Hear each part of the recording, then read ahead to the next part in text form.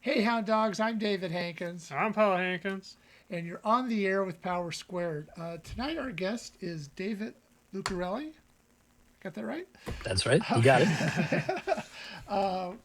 We met you at the fan based 10th anniversary potluck Yes, just a yes. couple weeks ago. Which, for those of you who don't know, Barbara and her husband Dylan um, Is it put Brian? on these amazing like potlucks where they just invite the comic book community to come and bring food and talk and hang out. And yeah, it's great. Yeah, you were like the only person we actually talked to besides somebody else we already knew. So Oh, okay. thank you Well, for talking.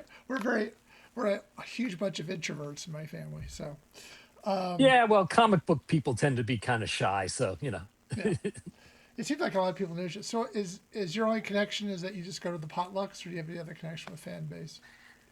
um, no, I just I know them because I've seen them around at cons for the last 10, 14 years. I mean, I remember them before they were called fan base, when they were called what was the name before fan base? It was like fan press or something. Yeah. Oh, okay. So Yeah, I was always told that you had to like become friends with Barbara Dillon at some point. So yeah, so, yeah. so I was a Facebook friend, and she invited, so we went. Yeah. I think it was a good experience. We need to get out more and run into people, I guess. Yeah, there's that, and then there's also comic book Sundays. I don't know if you guys know about that. It's like another comic book social group, which they meet about once every month or once every other month. If you go to, I think it's comicbooksunday.org, Okay. they have like some get togethers. They just had one recently, and I think they're going to have one post Comic Con. And it's kind of a similar thing, except you can bring food, but you can also bring like comics, and people take comics, bring comics, and then whatever comics are left behind, I think they donate to like a charity. Oh, I would feel like ours would be left behind. Yeah. Okay. So you had a good time. Yeah. All right. So tell us about David Lucarelli. Well, I'm a Italian kid that was born in Pittsburgh, and I came out to Los Angeles in '89, got a Bachelor of Science in Recording Arts, and I've been out here ever since. I've been doing comics for about 14 years. Started with a comic called The Children's Vampire Hunting Brigade, and coming of age gothic adventure, punk rock Buffy set in Scotland. And then I did a book called Tinseltown, which I'm still doing. It's a period crime drama about one of the first female police officers in Hollywood. And then my latest book is see if I can get this thing to focus, probably not. Um, but Bring this it over. is Dr. Zomba's Ghostly Tales, Put it in and front of that you. is There you there go. we go. Yeah. Yeah. Okay. That is a horror anthology. Um, and there's a free ghost inside every issue. Okay. We wanted to ask you a little bit about. Well, we want to talk to you about your books, but also you're a sound engineer, right? I am. Yeah. And you said you got special. You came to school to learn how to do that. Yeah, so I have a bachelor in of science from USC, which is like half music, half technical classes, and I've been working in film and television um, on stuff. Basically, I'm an ADR engineer, so actors and actresses come in to redo or add or change lines of dialogue, TV and film, and then I also do like audio books and audio dramas and video games and things like that on the side. But yeah, so that's kind of my day job. So your Facebook says you're at the Fox lot. Are you an independent contractor, or are you part of the studio? Yeah, I mean, I've been at Fox for like 20 plus years, but I started out there as a recordist. There used to be, there still is, there's like a recordist, and there's an engineer, and then there's a sound tech. And it's confusing because the engineer, well, okay, the ADR mixer actually records, the recordist actually sets it up, and the ADR mixer doesn't really mix, but he engineers. So it's a little it's a little confusing in terms of nomenclature and that kind of thing. But basically, now I'm freelance, but I kind of go back and forth between two places now: the Fox lot, and then there's another studio in West Hollywood called the Invisible Studios, where I also work and I do like audiobooks and things like that. So I assume you're part of a union. Yeah, yeah. Okay. I'm not trying to out you or anything.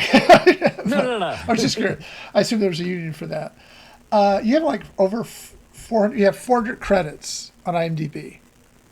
Yeah, I got a lot of, I mean, sometimes back in when, things were super busy in Hollywood, we might work on like two, three, four shows a day.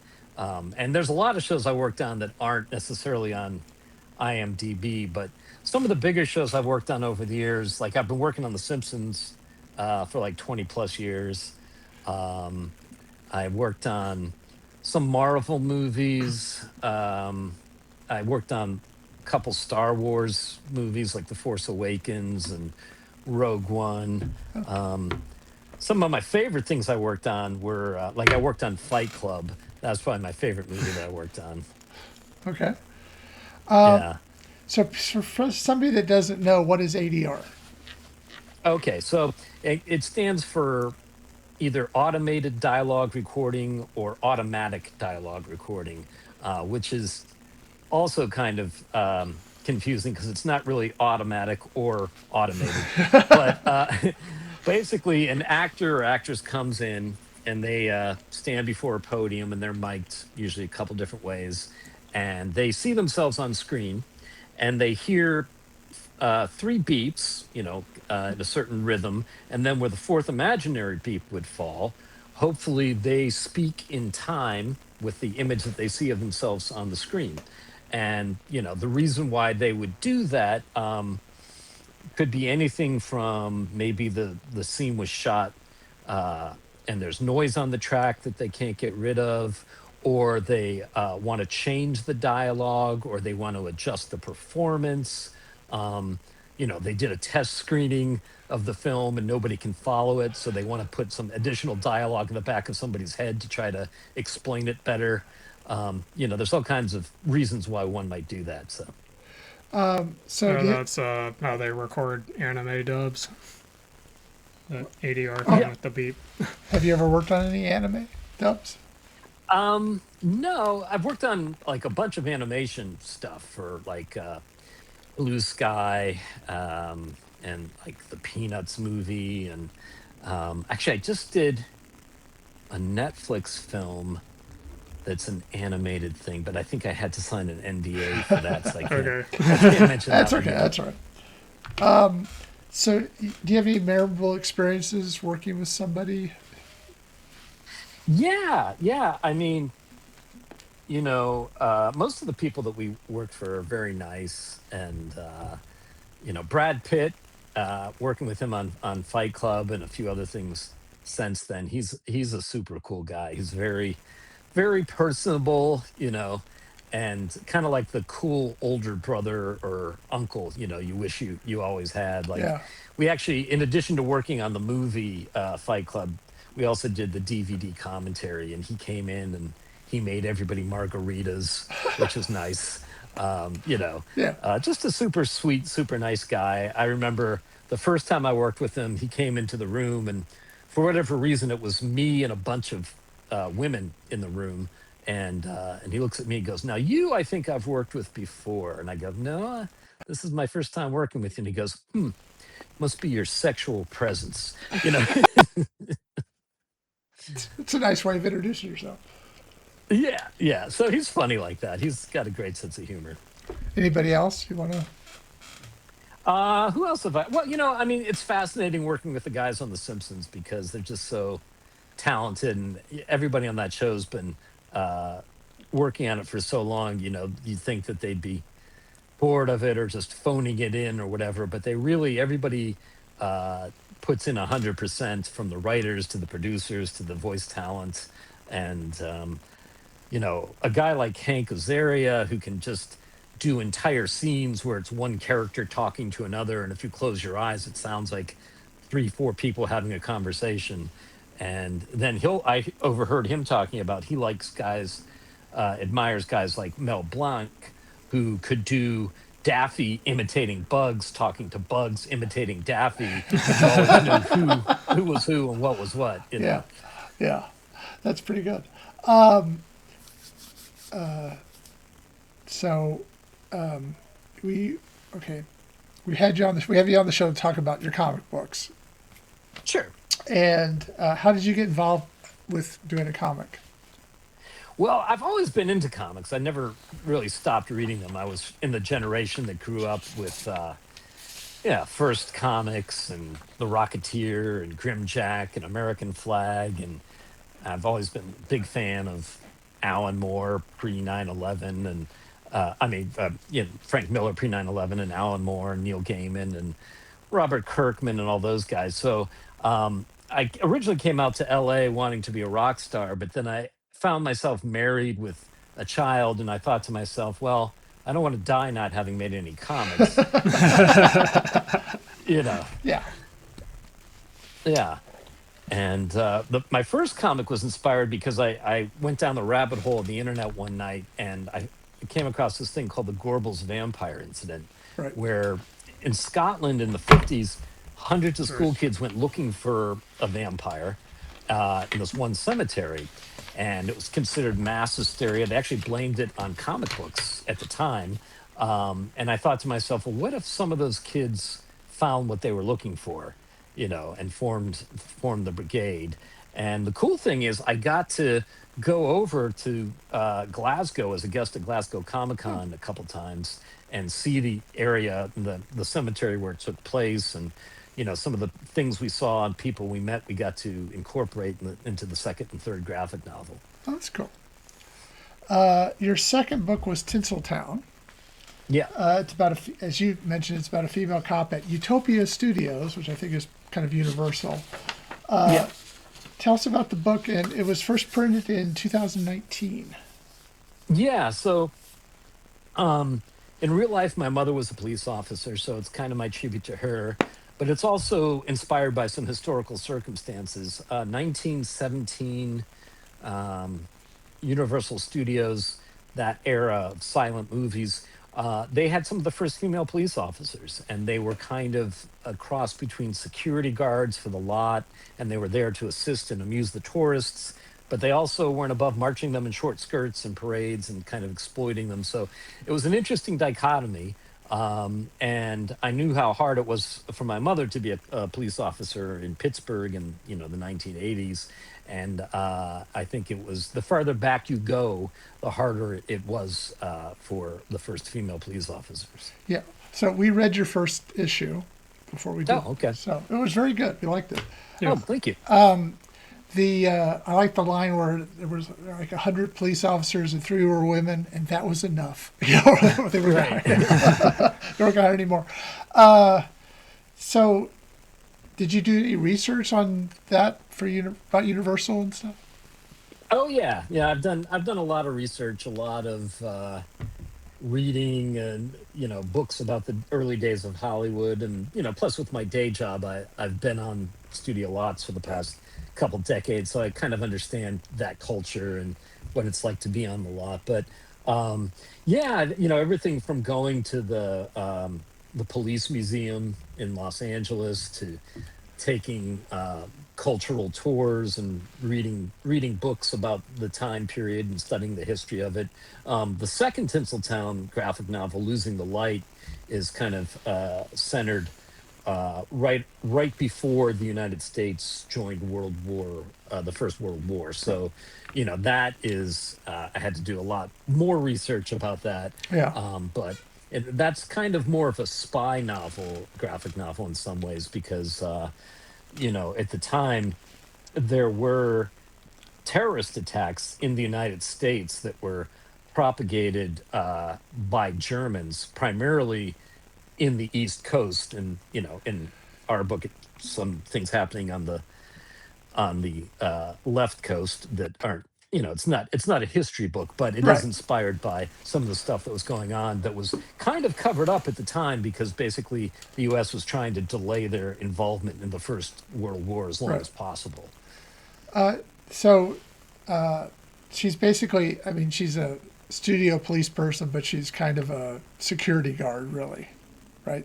Yeah, she wants to be a real police officer, and then the irony is her boyfriend is a real cowboy who is fresh off the truck from Tennessee who wants to become a fake one for the movies.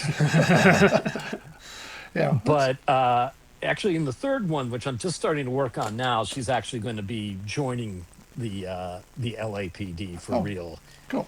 And yeah. Yeah, I'm sure that they weren't, it was not a friendly environment for women at the time. No, no, not really. The reason why they started hiring them is because even way back then, there were still a lot of teenage female prostitutes and runaways, and and drug addicts, and they were underage, and the male officers didn't feel comfortable, you know, uh, doing strip Right. searches and things like that. So that's kind of like the impetus to where the LAPD started hiring female officers Where was your mom a police officer? in Pittsburgh. Okay. She Yeah. she retired, I assume, for that? Yeah, she retired at 59. She's no longer with us, but Oh, sorry. yeah, it's interesting because Pittsburgh was the inspiration for like the TV show Hill Street Blues, you know. So I have very vivid memories of her taking me into some of the worst neighborhoods in Pittsburgh that inspired Hill Street Blues, the Hill District and stuff. And her saying things like, "Oh yeah, there was a robbery over there last night, and there was an assault." And I was like, "That's nice, Mom. Can we roll up the windows?" Can we drive a little faster? Yeah. Yeah, Okay. So you talked about your most recent work, Doctor Zombie's Ghostly Tales. Dr. Zomba. Yeah, Zomba. Sorry, I can't read my own typing. Apparently. that's okay. So it's a horror anthology. You started out on Kickstarter. Yeah, so the origin of this is I kind of wanted to cleanse my palate in between doing Tinseltown stories, and I kind of have a horror background. I wrote a play called Dr. Zomba's Ghost Show of Terror for the Fringe Fest a number of years ago, and it was sort of a revival of a type of lost Americana called a spook show. So in the 1950s, before there was immersive theater, before there were haunted houses you could go to for Halloween, before there were TV horror hosts, they would put on these shows. They would travel across the country, and they would put on spooky magic, and they'd usually have a seance, maybe a little burlesque. They'd show a couple horror films, and the climax of every show, they would do what they call a blackout sequence, where the audience would suddenly be enveloped in total darkness, and then there would be supernatural phenomena all around them that they could see, hear, and touch. And they had all kinds of tricks to make that happen. And so it's kind of been lost to time. We did a revival of that show. We went back, we studied the ghost show manuals, we figured out how they did what they did, and we kind of added some new twists on it. And we had a couple sold out shows, a couple runs in Hollywood, and we put it on 3 times for Midsummer Scream, the haunt convention out here, and it was very well received. So when it came time to do this horror book, I decided like to make each story introduced by one of the main characters from the play as kind of a host. So I thought that'd be a nice tie-in. And but I have to warn you, if you go to Abacab Studios on Etsy to buy a copy of this, everyone who buys this comic will die. Oh, okay. So what's the big difference between writing a comic book and writing for a play? I know there's a big difference. Yeah, I mean, I guess it's a much more collaborative effort. My favorite part about writing a comic book is when you get the art back from the artist, and you've given them this bare bones script, and then they've taken your vision and they've brought it to life in a much more in-depth and artistically satisfying way than you ever imagined. And which is why when people get into this silly debate about like who contributes what and who's more important, the writer or the artist, I always think to myself, it's such a liminal gray area because really both people are contributing like towards the end product, and Right. there's no real clear definition of who contributes what. It's such an amalgamation, I think. All right. So for writing for a play, how's Yeah, and versus writing for a play, I mean, obviously, like the biggest factor, I guess, would be casting and the actors and their input into it. In the case of Dr. Zomba, I wrote and produced it. I didn't direct it. I did another play after that where I wore all three hats and I wrote and produced and directed it, and that was uh, a lot. But yeah, I can imagine. it still, I mean, I think the most exciting thing in both mediums is when you're working uh, in a creative capacity with other creative people. The thing about that I like about comics is, the comic is the comic, and it doesn't really matter. You could be, say, playing in a band, and if the sound man isn't very good or the venue doesn't sound very good, then people might think your band's not very good when really your band could be fantastic. It just sounds terrible Yeah. because of factors beyond your control. But the comic is the comic, and it's not going to change whether you're in a church basement or whether you're exhibiting at San Diego Comic Con. Right. Okay. Your other play was called Crude. Yeah, yeah. So that one was a play, essentially pastiche, more or less about the band Motley Crue. And the reason why I did it is because I saw The Dirt, the movie, and I read the book.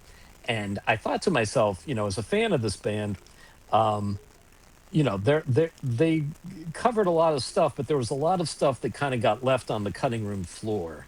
As a fan, what makes that band special to me is not the fact that they did a lot of drugs and had a lot of sex and got in trouble with the law. I mean, that's all true, but it's also all kind of rather besides the point. And Right. lots of bands have done all of those things as well. It's Right. not what made them special. To me, what made them special was that they each member had their own unique personality, and they had a very unique approach to how they tackled songwriting and the types of performances that live shows, they did at live shows, and their lyrical approach and all this stuff that made them unique was really kind of shunted off to the side. So I thought, well, I'll do a play that's based on all the stuff that you didn't see in The Dirt, the movie, and wasn't in the book. And unfortunately, or fortunately, maybe, I got a cease and desist letter from the band's lawyers because they found out about it and they weren't happy that I was doing it. But I have some music lawyer friends that were happy to give me some free advice about exactly what we needed to change in the play to make sure that we were not legally in any sort of jeopardy. Right. And the controversy behind that ended up, we had two sold out runs of the play. So, what It can I helped. say? It Yeah. ended up working out for the best, and it actually ended up making the play stronger. So, there you go. So did you change the name from Motley Crue to something else, or? We changed the name Motley Crue to Mostly Crude. I guess that worked out. Legally distinct. Yeah. Yeah. So are there any other stage productions you're working on? No, no, but for people that might be listening to this and don't know about the Hollywood Fringe Fest, that's what I did both of my plays at. And it's this great thing that happens in June of every year. It's just starting actually tonight, as a matter of fact. And what it is they put on like 400 plus plays Wow. over the next 3.5 weeks, and all within like a 4 mile radius of Hollywood. So, I whether or not I'm doing a play, I always see what the play offerings are. And there's like, inevitably out of 400 plays, there's 6 to 8 that I just read the descriptions of and I go, oh man, I got to see that. Like for comic book geeks out there that might be listening to this, there's one called The Men Who Drew the Universe, which is apparently a 90-minute play that's a conversation between Stan Lee and Jack Kirby. Oh, So I'm looking forward to that one. yeah, that could be pretty good. Yeah. So you're also a musician, Yeah. Dame Fortune. Yeah, that's my band. I mean, we're not super active right now. Our drummer passed away in a car accident a number of years ago, but we put out like 3 albums and a DVD all throughout the 2000s. If you took Kiss, Motley Crue, Guns N' Roses, put it in a blender, that's kind of what we did. And you can find our music on Spotify and Apple Music and all the usual places, YouTube or whatnot. And every once in a while, I get a wild hair and write and record and put up a new song every blue moon. So, what instruments do you play? Guitar primarily, and a little bass sometimes. Who are you, the singer, or is there somebody else the singer? I've sung some of the songs. I'm not really a singer or anything like that, but you know, I sing about half the songs, I'd say. Okay. We like to ask, what's a typical day like for you? Typical day. Well, it's I live with a large degree of uncertainty in my life because I don't necessarily know what my schedule is until about 6 p.m. the night before, and then it can always change the day of, which is why when you guys were saying like, "Hey, can you schedule this podcast on 6 p.m. on a Friday?" I'm like, probably, but I'm not 100% sure. So like there is no typical day, I guess. That's the thing. I mean, I see myself as a storyteller in various mediums, be it comics or plays or music. And then my day job is essentially, whether I'm working on audiobooks or whether I'm working on a TV show or a movie, it's helping other storytellers tell their stories. So for today, for instance, I just got back from Invisible Studios, and I was recording uh, an audiobook version of a book written by a man named David Bertolini, who was the creator and founder of Spooky World, which was like the first haunted house amusement park that ever was. And it was a fascinating, thing to listen to him tell his story. And he's a guy that really worked incredibly hard to make this dream come true, and has been a huge influence on so much that has come afterwards. So that was cool. And then I've been working on stuff at Fox, and including The Simpsons. I've been working on. I have to think carefully here, because I there's certain things that we work on that we're not allowed to Yeah, that's fine. talk about. Oh, I come did on, work tell on. us I now. worked on yeah, Scary Movie. I worked on a bit recently. That was fun. Those guys are all nice. And what else? What else? Working on a movie called Behemoth, that Pedro Pascal is in. Working on a Netflix movie uh, that stars Jamie Foxx. It's a boxing movie. It's called Fight for 84, and it's based on the 84 Olympics. I guess the men's boxing team. The was going to be the men's boxing team were tragically killed in a plane crash. Oh, So they had to scramble at the last minute to find a new men's boxing team for the Olympics. did not know And that. Jamie Foxx is one of the coaches. And from what I've seen so far, I only get to see it in bits and pieces, but it looks fantastic. So yeah, I'm looking forward to that one. I saw you were one of of several comic book writer creators at the free comic book day event at Santa Monica Comics Company. Yeah. How did that go? Yeah, so that was cool, man. So that's a new comic book store that sort of sprang out of Heidi Ho Comics. So Eddie D'Angelini and his wife Kristen, they just recently opened the store, and this was like their first free comic book day, and they invited me to be a part of it. And it was fun. I don't really view free comic book day as me trying to sell a lot of books like I am at a convention or something. It's much more about like, I try to give away free comics just to get email names from my mailing list, and then I sell a few books on the side too. But the cool thing was that there was also people there from the local high school. I guess they have like an after school comic book club, and they make their own comic and stuff. So I got to meet a few of those kids, and it's always fun to see the next generation that are into the medium and check out what they've got cooking. Yeah, that sounds like an event we should have. Yeah, yeah.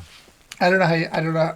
I'm not aware of these. This. I don't go to Santa Monica very much, so I didn't know there was this company there. So I'll have to check it out. Well, it's a comic book store, is what Right. it is. They call Well, it the yeah, but yeah. comics company. Sorry. Yeah, I know it's a store. Do you attend many conventions? Yeah, yeah. I mean, the one that I've been doing for the longest is WonderCon. So that I've been doing that for like 14 years, and that's always been good to me. I don't do as many as I used to, like pre-pandemic, because I have a family and a son, and Yeah. sometimes I think, well, is this really the best use of my time? I definitely. I was supposed to do San Diego Comic Con. I'm not sure if that's going to happen because the guy I was going to split the booth with is waitlisted. But I am doing a panel there, which we're not supposed to talk about that yet. But Okay. anyhow, I'll just say that I do panels for San Diego and WonderCon each year on writing for indie comics. Okay. So, Yeah, we're waitlisted for Comic Con as far oh, as tabling. okay. So, but we'll be there. Yeah. Yeah, I'll be there either way. To me, it's like a pilgrimage from Mecca. Yeah, you have. It's like I've had. Oh, go on. it's one of those things that you when the last day is like, I don't want this to be over. I just want to Yeah. this. How come I can't live here?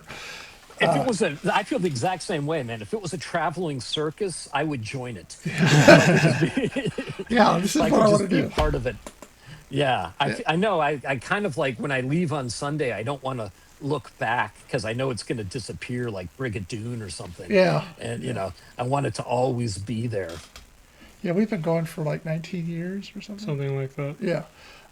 Yeah. So we. And I've had amazing experiences there, just unbelievable things over the years. I know people complain about it, and there's definitely things about it that are very frustrating and can Yes. be if you wait in line for hours upon hours to get into a panel to see your favorite whatever, and then you don't get in. And I mean, We've I al- don't have that so much because luckily my tastes are esoteric enough that I can usually get into most of the panels that I want to. And plus my day job, I kind of work with like a bunch of, you know, actors in They know film who and you are. TV. So that's not the most exciting thing for me.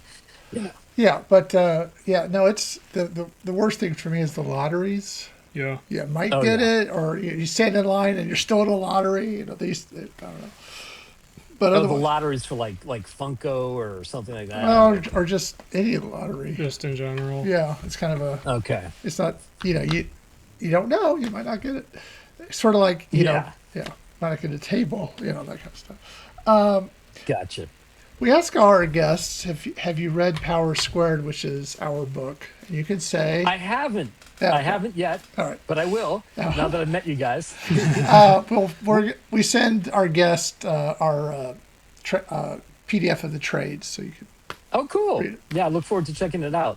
I remember you guys telling me the description of what it was about, and it's cool. It's sort of inspired by your sons, and Yeah, yeah, I think it was sort of we wanted to do something in that after being at Comic Con so much, we wanted to do something, Yeah. and it was just sort of like, okay, there's not a lot of identical twins in comics that are, they're not side characters or whatever. Yeah. So we kind of made them sure, yeah.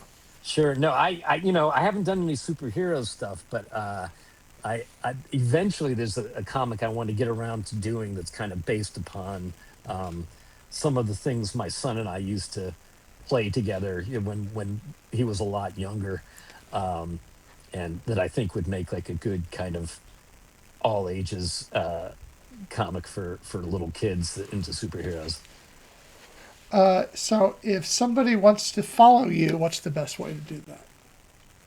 I'm on Facebook and Twitter, and I'm not really on. I am on Instagram, but not that much. If you want to find my stuff, the best place is Abacab Studios.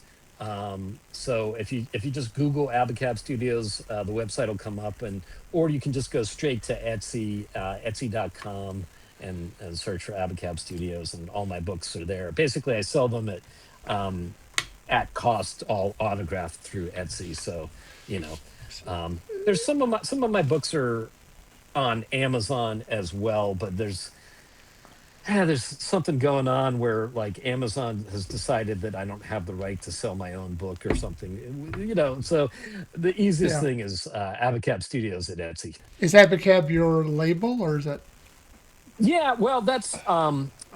Tinseltown is also put out through Alterna Comics, which is an independent comic book company out of New England. And so you can also go to alternacomics.com and find pretty much all the Tinseltown individual books and graphic novels. And then my other book, CVHB, was put out by Creators Edge, but they're basically out of business. So I kind of took over on that front. All right. Well, thanks very much for being on the show. My pleasure. Appreciate it. I look forward to the PDF. If you are watching this on YouTube later and you like this, leave a like and subscribe if you want to see more. All right. So until next time, I'm David Hankins, I'm Paul Hankins. and you've been on the air with Power Squared.